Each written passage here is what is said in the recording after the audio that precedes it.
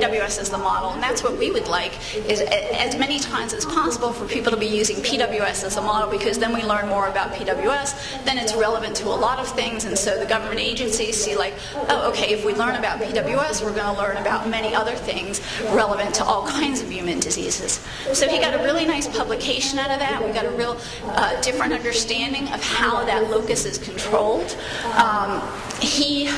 Using the data that he generated from our grant, he got a large grant from the NIH. I'm not sure for sure, but certainly over $500,000. So those NIH grants are usually on the order of 3 to 5 years, anywhere from $150,000 to $300,000 a year. That's kind of an average grant. So small investment leading to a large investment. And then there's others so we're sponsoring someone else at UC Davis now who he's continuing to collaborate on. So even though we're not funding him now, he's continuing that interest in PWS.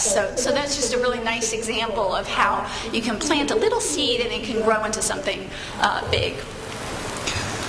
Okay, so we have this now, what I think is a very nice grant program that we do year to year to year, which is really important so the scientists know that they can rely on it each year. And I think it's doing a good job of funding early promising work. And now that we've gotten a little bit more mature as an organization, we started thinking of, okay, what other creative ways or new ways and different ways can we be supporting research in the field? So one way, I was thinking earlier that if there were a contest where you make a video and you vote on it and then your disease gets cured, we would so be done here, because we know how to make videos and vote on them, right? So we did that, and you all did that. I'm sure everyone was voting. If you think back to the last video that you kept getting emails to vote on, to win a registry for rare disease. And this was back in the fall, and a video was posted in this competition, and we won the registry. Our goal with this, so actually it's an allotment towards a registry. So RemedyMD is a company that does registries for a lot of very large, like the Cleveland Clinic and a lot of really large medical organizations. And so they're giving us $50,000 towards the development of a registry. So our goal is to develop an international registry that's going to integrate the existing registries, add to it, and facilitate clinical studies. Not only, so what we want to do is have your child's information in that, so that researchers who have research questions can ask things about that. And also it's going to serve as a contact registry for doing clinical trials. So if we have information on your child, and if you agree, it would all be controlled by the person giving over the information, how much information they want to share.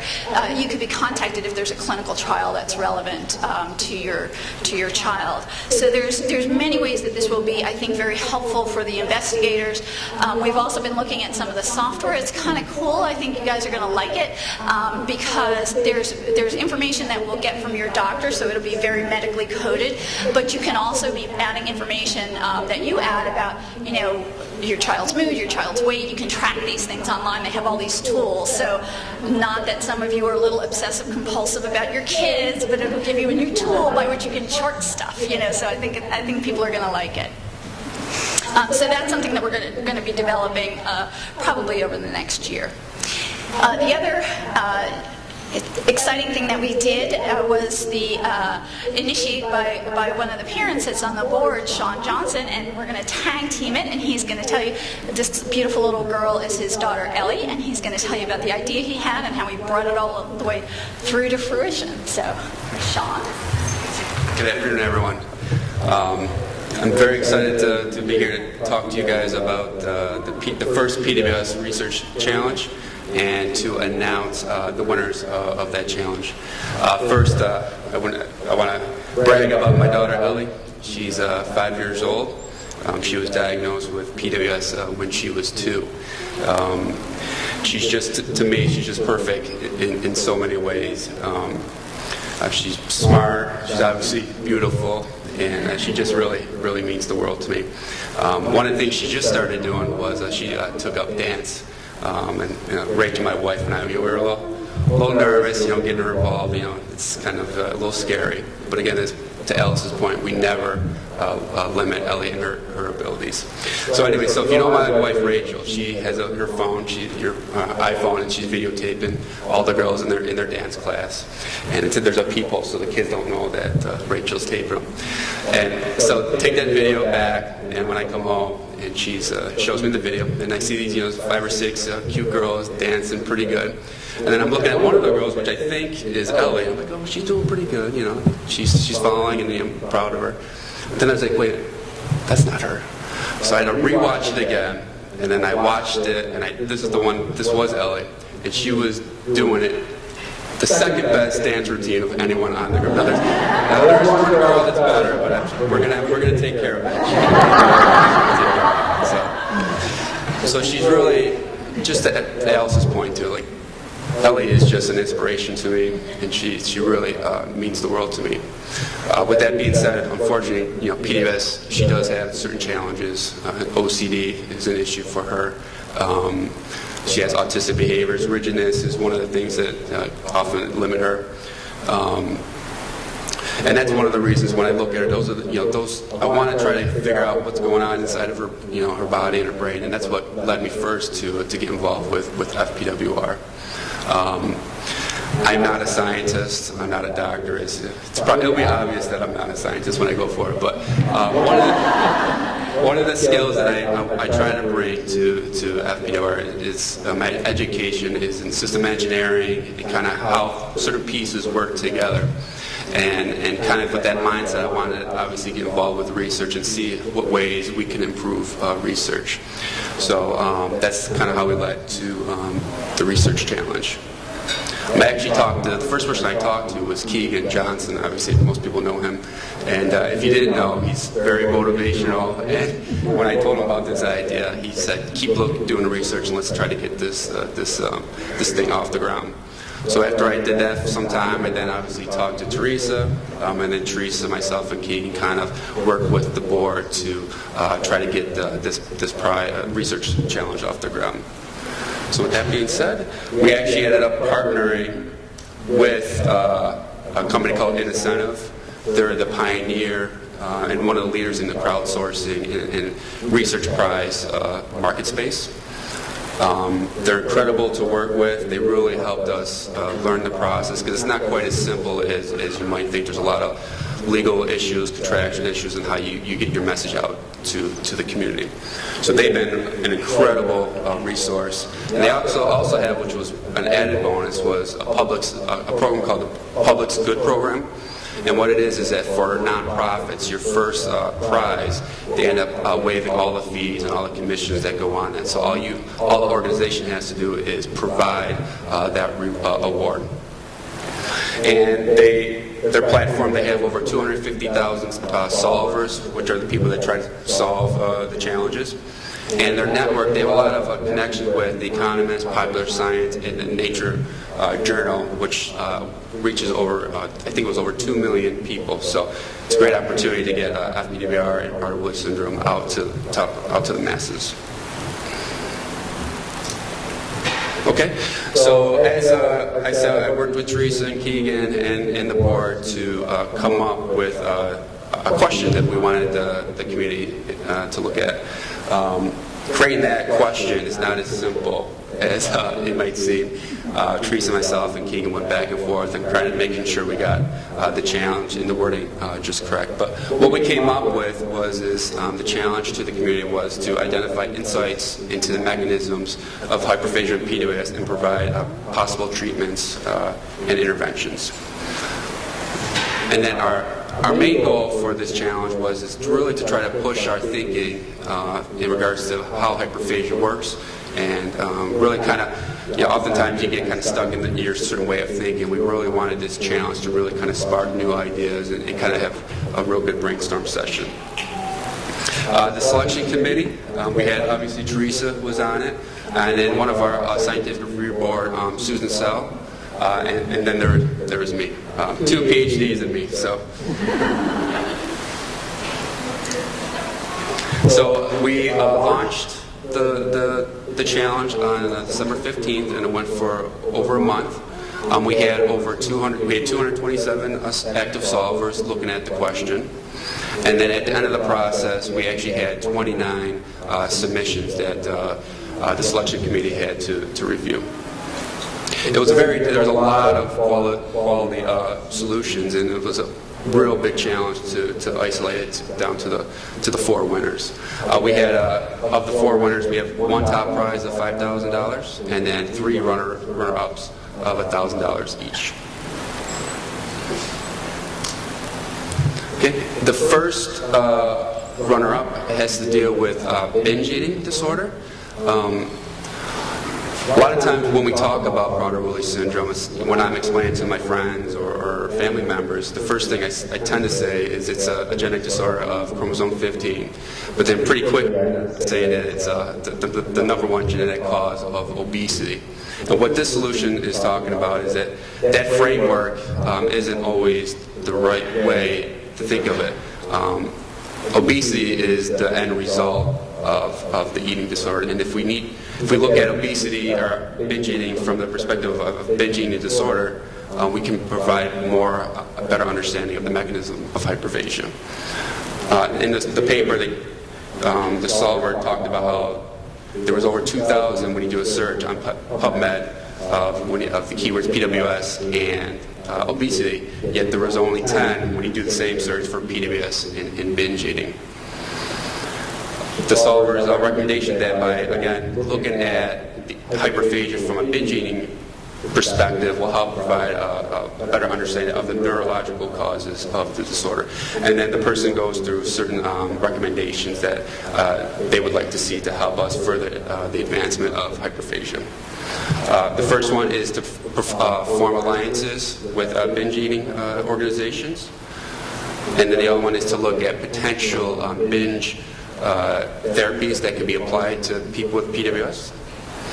And then another one is to promote basic research and clinical research in the context of a binge eating disorder. The second runner-up is deep brain stimulation. So if you don't know what deep brain stimulation is, it's a surgical procedure where they put electrical device in the brain, and the job of that pacemaker is to make sure that the brain works properly. And then this solution actually goes into a well-documented case of examples such as Parkinson's disease that have used it, and they recommend that we look into it from a PWS standpoint. To date, when I first read this, I was a little nervous about brain surgery, but today there's been over 75,000 procedures. Okay. And then our final runner-up is what we're calling the dopamine reward pathways. We've heard a lot from the researchers on the reward mechanisms and pathways in PWS. Food intake is regulated by 2 major functions. The first one is the homeostatic pathway, which has to deal with when your body needs energy, and then once you eat, you're then satisfied. And then the hedonic pathway, which is your reward pathway, has to deal with when, like if you want a piece of cake and you're not really hungry, but you really want the piece of cake. So that's the hedonic pathways, the reward pathways. As Doug has been mentioned, that the hedonic pathways are not well characterized in PWS, and this solver recommends that we really need to focus on those mechanisms to get a better understanding of why people with PWS have hyperphagia. Also, as mentioned previously by the researchers, people with PWS have high adrenaline, which another research shows that high adrenaline often stimulates high levels of dopamine. So this solver theorizes that by having high levels of adrenaline, this overstimulates the brain, which then makes the person with PWS desensitized to dopamine, which then causes them to overcompensate and want to eat so that they can get that reward sensation. And then another recommendation from the solver is that we need to really look at the brain in regards to dopamine pathways and using sophisticated MRI studies. And then now to our winner. I'm going to kind of talk a little bit about the system level approach, and then Theresa is going to come back up and talk a little bit more detail about the genetic stuff. What we're calling this prize is the system biology approach. And I know from my training as an engineer, often we're taught that in order to solve a problem, you need to break it down to its individual pieces, and then you focus on one of those individual pieces, and as you solve those pieces and you keep building on it, then you can solve it at the top level. But what we're finding that is, in complex systems, oftentimes just isolating causes you to miss some key pieces of information. So this solver ended up using kind of what we're again calling a system biology approach, where the person looked at a holistic view of all of the PWS gene areas and looking at how they relate to all their different genes. So this solver used, again, sophisticated bioinformatics, which uses software to kind of analyze all the different connections. And he actually came back and had like a list of over 100 or so different new genes to potentially look at, with corresponding 350 drugs to look at that may help to resolve some of those deficiencies. So, your turn.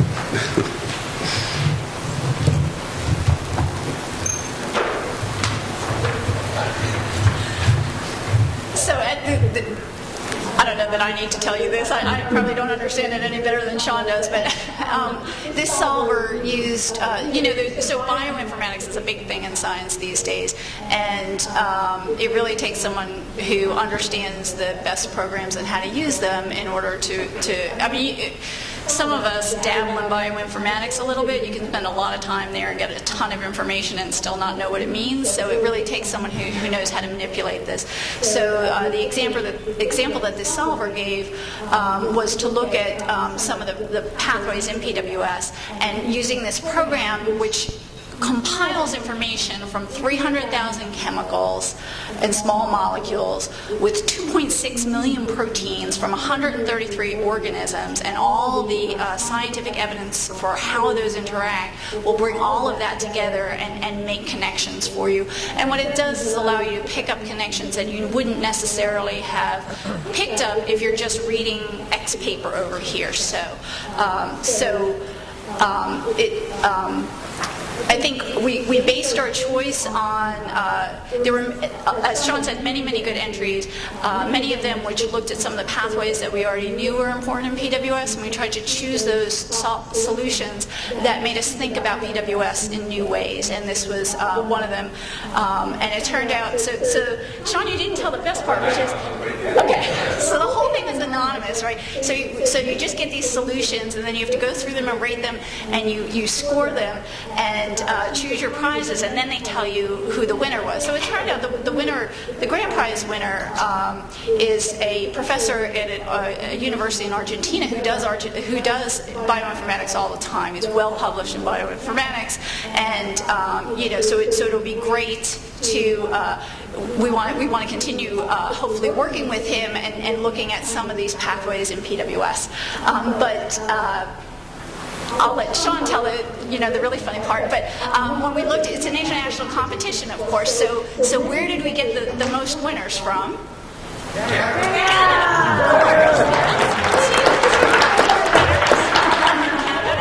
So Sean, tell the funny thing. We got the results back, and we're like, oh, what? That's crazy. So the binge eating solution was, this person's having a pretty good, I think, weekend. Dr. Rachel Weverick, she's the winner of the binge eating, the runner-up. And then the other one was it the dopamine? It was the dopamine. There's from Alberta. There's a graduate student from Canada that won it too. So I don't think that person's here. No. So we were personally, I was thrilled with the process, and I was very excited with the selections that we made, and I definitely looking forward to working with the people that won, and I look forward to trying to do another prize at some point. So thank you.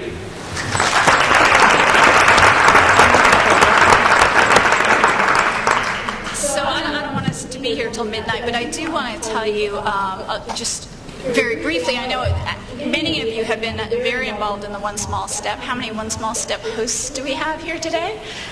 Yay! Excellent. So I want to know where your money's going, right? I would want to know too. So I'm going to tell you a little bit about what we're doing with that money. So this initiative came out of the Prader-Willi Syndrome Research Strategy Workshop, which was held back in late 2009. It was funded by the U.S. National Institutes of Health, the Canadian Institutes of Health Research, FPWR USA and Canada, as well as PWSA USA. So it was really a nice international collaboration. What it looked at was basically was trying to look at the current state of affairs as far as clinical issues, animal models, genetics, mental health, and obesity, of course, and just sort of assess the field and prioritize what needs to be done. And if you want to, if you haven't, I'm not going to go through it because it's been a little while and I've gone through it in other occasions, but you can download a report to the community which summarizes the major recommendations. It's on our website if you want to take a look at that. And all of our projects, if you go to our website, you can click on the different projects that we've supported in the past and read the abstracts. So if, all of that information is up on the website. The outcomes of this workshop were really to, as I said, define priority areas of research in each of those 5 things, and also some cross-cutting themes were identified as well. So things that cut across all of the themes, like, there's a general lack of uniformity in how investigators report things. It makes it hard to compare studies. So, for example, looking at ways to improve the uniformity might be one way in which we can make things move a little bit faster. So basically, there were area-specific recommendations and then cross-cutting themes. The other thing was resource development. One of the things we asked all of the investigators, so this was about 65, 70 investigators from around the world, was, what are the resources that are needed for the research community to help advance things.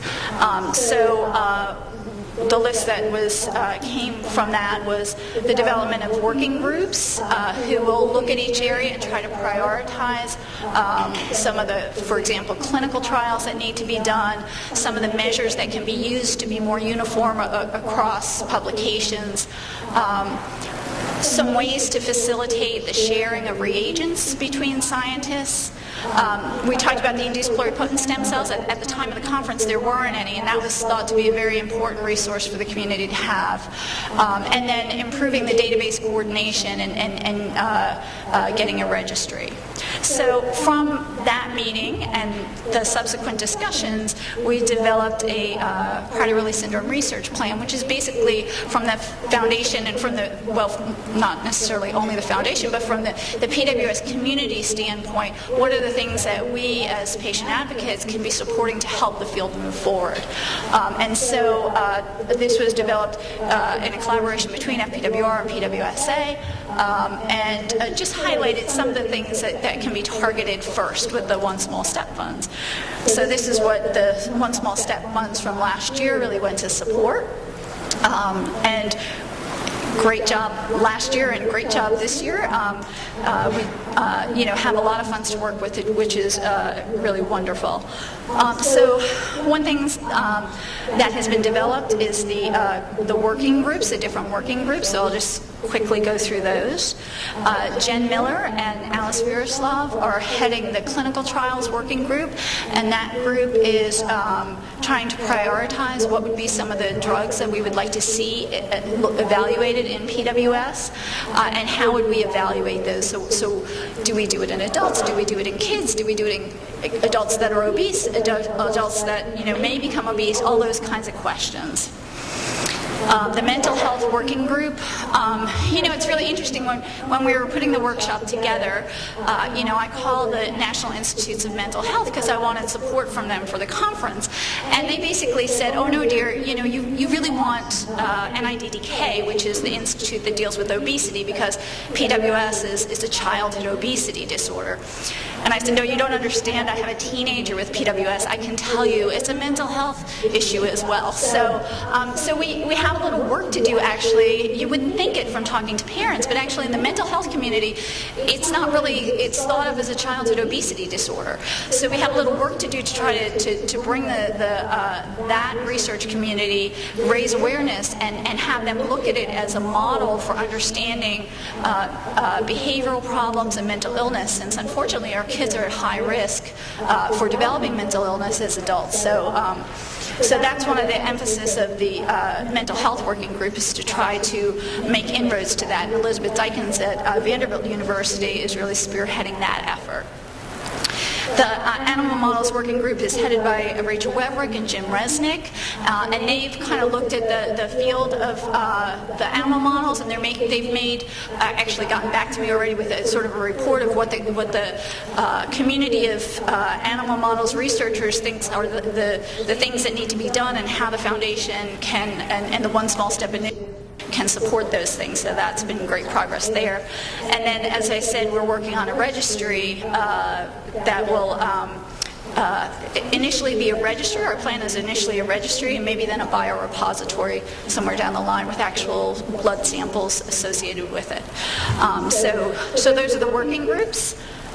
We've also developed, we have the beta site, and this is something I've actually neglected the last couple of months, but I think it'll be really useful. In the long run, we've developed a site that is specific for the researchers, where they can share information. They can post information about what reagents they have to facilitate the sharing of those things. So I think that'll be a really important resource for the research community. It's going to be kind of their place. So that's set up, and we need to populate it. The labs can register themselves and put up the resources that they have. As I said, making induced pluripotent stem cells was something that was a high priority, and we're supporting that effort from Mark Laland's group.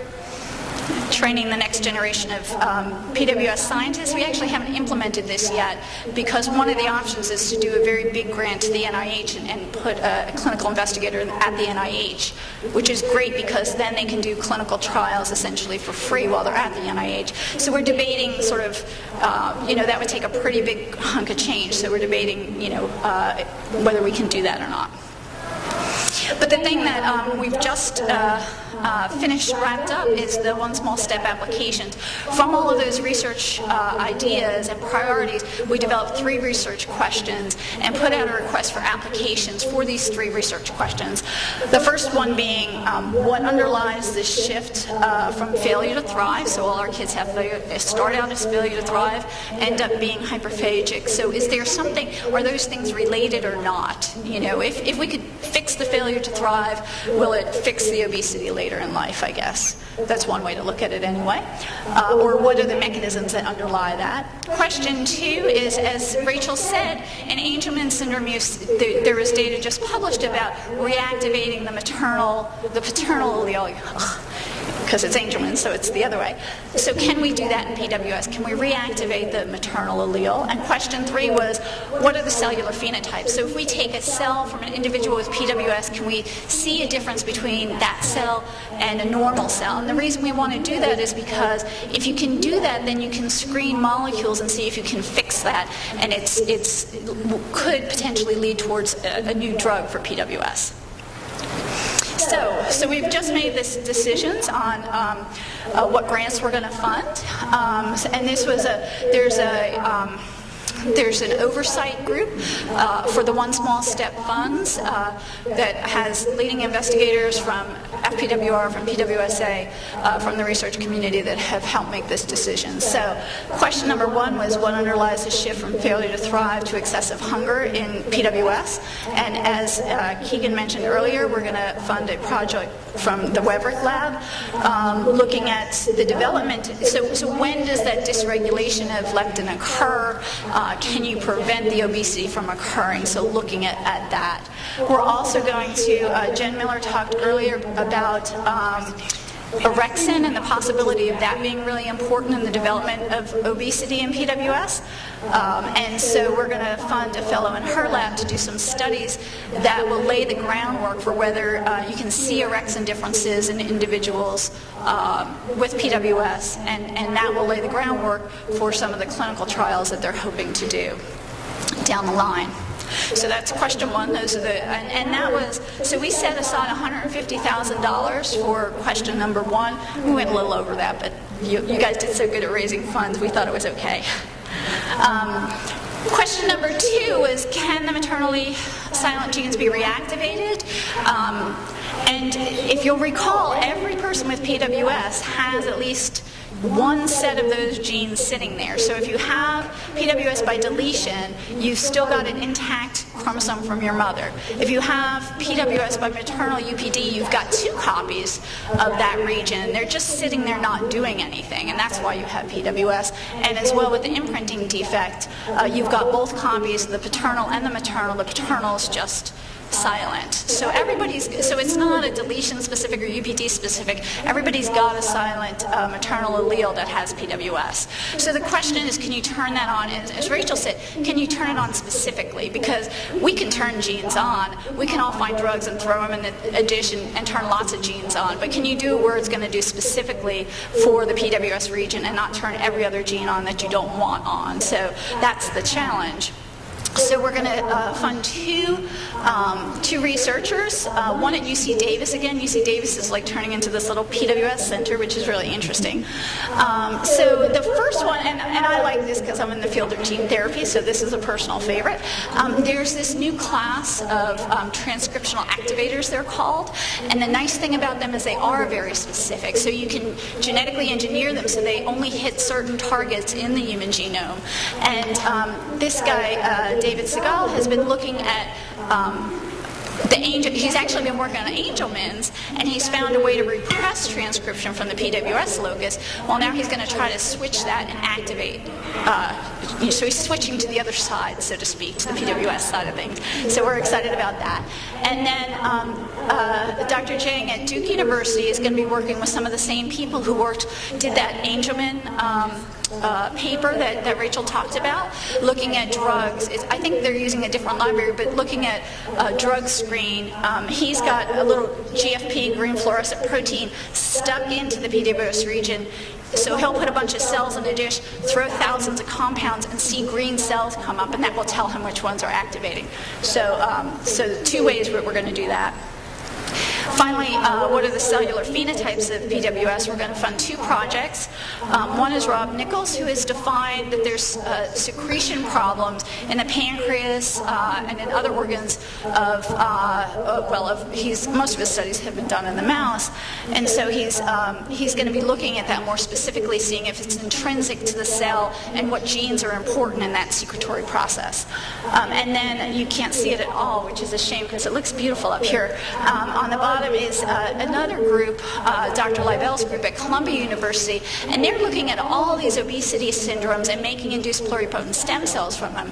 I told you that you can make those cells into neurons in a dish, but you can also make them into other organs like pancreatic cells and stomach cells. And their group has some expertise in that.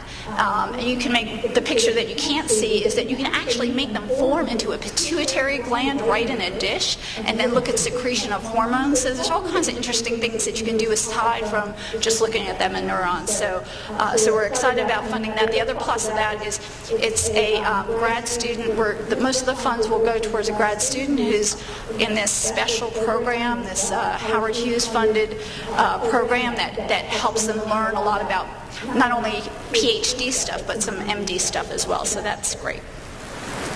So just wrapping up now, our priorities for 2012, we want to develop phase 2. So the research plan for phase 1 is well underway, and we want to develop what's phase 2, what are the next things that we're going to look at.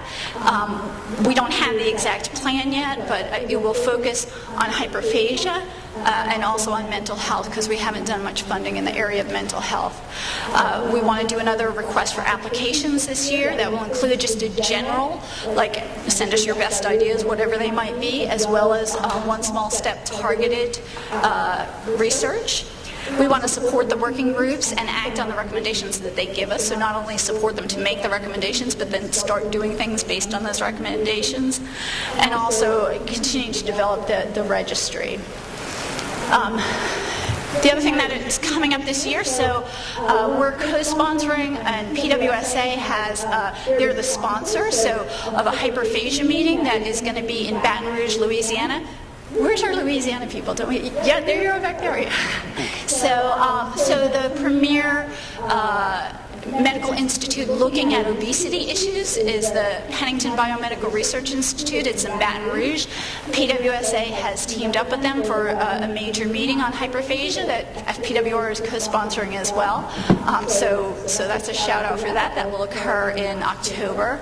Then FPWR USA's meeting is going to be in Philadelphia, Veterans Day weekend, so we're looking forward to that as well.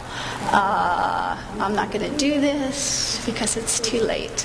So, sorry.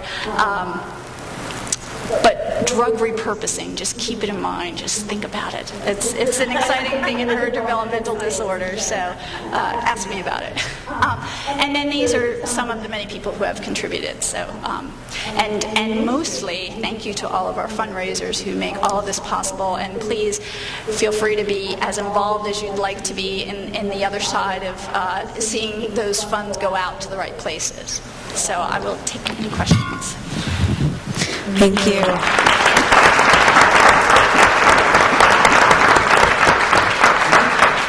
Okay, so it's quite simple. We raise a lot of money, and Theresa and the gang figures it out. So thank you, Theresa, very much. Thank you, Sean. Always listening to parents first with their expertise and brilliance. I mean, we're so lucky to have Theresa in our community. I'm sure you all figured that out by now, but for those of you who have just met her today, she truly has been an inspiration for us. We met her 6 years ago in Kentucky, and I'll never forget that day, because that was the first day that led me to this path of hope and inspiration. And Theresa, from the bottom of my heart, thank you so much, and thank you on behalf of all the parents for everything you do for our community, for research, and for everything.